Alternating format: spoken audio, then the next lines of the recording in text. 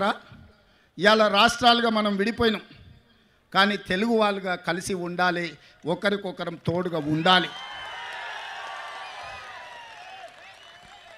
ఇవాళ మోడీ ధైర్యమేంది, మోడీ బలమేంది, మోడీ బలగమేంది, బీజేపీ అంటే అర్థమేందో ఇవాళ ఆంధ్రప్రదేశ్ మిత్రులు ఆలోచన చేయాలి.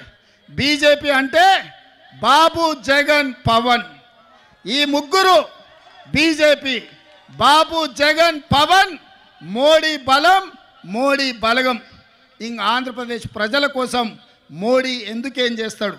ఎవరు గెలిచినా ఆయన దొడ్లోకి పోయేటోళ్ళే. ఈ ఆంధ్రప్రదేశ్లో 25 ఎంపీలు మోడీ ఖాతాలో ఉండేటివే. మీరు ఈడ అనుకోవచ్చు మేము ఈ పక్కన ఉన్నాం లేకపోతే ఆ పక్కన ఉన్నామని. అయ్యా, జగన్ రెడ్డి పక్కన ఉన్నా, పెద్దలు చంద్రబాబు నాయుడు గారి పక్కన ఉన్నా, వీళ్ళిద్దరు కలిసి ఢిల్లీలో వెళ్తే మోడీ పక్కనే ముత్యాల ముగ్గులో రావు గోపాలరావు పక్కన ఇద్దరు ఉంటారు, తందానా తానా అనేటోళ్ళు. వీళ్ళిద్దరు అదే కదా ఢిల్లీకి వెళ్తే. ఢిల్లీలో వీళ్ళు ఎవరైనా మోడీని అడుగుతారా? మోడీని నిలదీస్తారా? మీ ప్రాంతం కోసం ఏమైనా తెస్తారా? మరి ఒకవేళ తెచ్చేటట్టు అయితే 5 ఏళ్ళు వారున్నారు, 5 ఏళ్ళు వీరున్నారు. పోలవరం పూర్తెందుకు కాలే, రాజధాని రాలేదెందుకు మనకు? మీరు ఒక్కసారి ఆలోచన చేయండి మిత్రులారా. వాళ్ళిద్దరూ పాలన చేసే నాయకులు కావాలనుకుంటున్నారు, వాళ్ళిద్దరూ ప్రశ్నించే గొంతులు కావాలని అనుకుంటలేరు మిత్రులారా. ఇవాళ అందుకే నేను అబద్ధాలు చెప్పదలుచుకోలే, అలవి కాని మాటలు మీకు నేను చెప్పదలుచుకోలే. వాస్తవంగా మీకు కావాల్సింది పాలకులు కాదు, మీకు కావాల్సింది ప్రశ్నించే గొంతుకలు. ఎందుకంటే ఈ ప్రాంతం సమస్యల మీద జాతీయ స్థాయిలో నిలదీసే వాళ్ళు, నిటారుగా కొట్లాడే వాళ్ళు కావాలి. వెన్నెముక లేని నాయకత్వం మీ సమస్యల్ని పరిష్కరించదు. నిటారుగా నిలబడి కొట్లాడే నాయకత్వం మీ సమస్యల్ని పరిష్కరిస్తారు. అందుకే మీరు ఒక్కసారి ఆలోచన చేయండి. 78లో మొదటిసారి వైఎస్ఆర్ గారు ఎమ్మెల్యేగా అయిన తర్వాత మొదటి రౌండ్లోనే మంత్రి అయిండు. ఎన్నిసార్లు అధికారం వచ్చినా వైఎస్ఆర్ గారికి అవకాశం రాకపోయినా ఈ 3 రంగుల జెండాను, ఈ కండువాను కప్పుకొని గాంధీ కుటుంబానికి అండగా నిలబడ్డాడు. ఎవరి దయాదాక్షిణ్యాలతో ఆయన అధికారంలోకి రాలే. ఆయన నడిచిండు. ఆయన రక్తాన్ని చెమటగా మార్చి ప్రాణహిత చేవెళ్ళ నుంచి ఇచ్చాపురం వరకు తన రక్తాన్ని దారబోసి కాంగ్రెస్ను అధికారంలోకి తెచ్చి ఆ తర్వాతనే ముఖ్యమంత్రి కుర్చీ ఎక్కిండు. మరి ఇవాళ మిత్రులారా, షర్మిలమ్మ ఇక్కడ ఏదో ఉందని అట్లా పోయి కుర్చీలో కూసుంటా అని రాలే. అన్ని ఆలోచన చేసింది, నాతో మాట్లాడింది. అన్న నేను అక్కడికి పోతున్నా, ఏం చేయాలి అంటే, ఎందుకమ్మా ఆడ ఏం లేదు కదా అన్న ప్రజలు కష్టాలలో ఉన్నారు. ఇక నేను నిర్ణయించుకున్నా, వైఎస్ఆర్ మా నాన్నగారి ఆశయ సాధన కోసం ఈరోజు ఆంధ్రప్రదేశ్ ప్రజలు కష్టాలలో ఉన్నారు.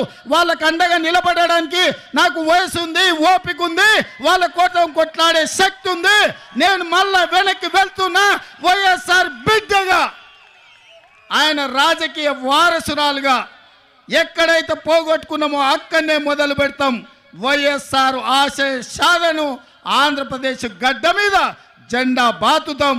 నేను కొట్లాడతా, నేను కాంగ్రెస్ పార్టీని నిలబెడతా, ఆంధ్రప్రదేశ్ హక్కులను సాధిస్తా అని వారు చెప్పినారు. వారికి తెలియదు అనుకుంటున్నారా ఈ ప్రాంతంలో ఎన్నికల్లో నెగ్గడం అంత ఆశామాసి కాదని? అచ్చోసిన ఆంబోతులాక వాళ్ళిద్దరు తలపడుతుంటే అది తెలియదని షర్మిలమ్మ రాలే. షర్మిలమ్మ ఆలోచన చేసింది, కఠోరమైన నిర్ణయం తీసుకున్నది.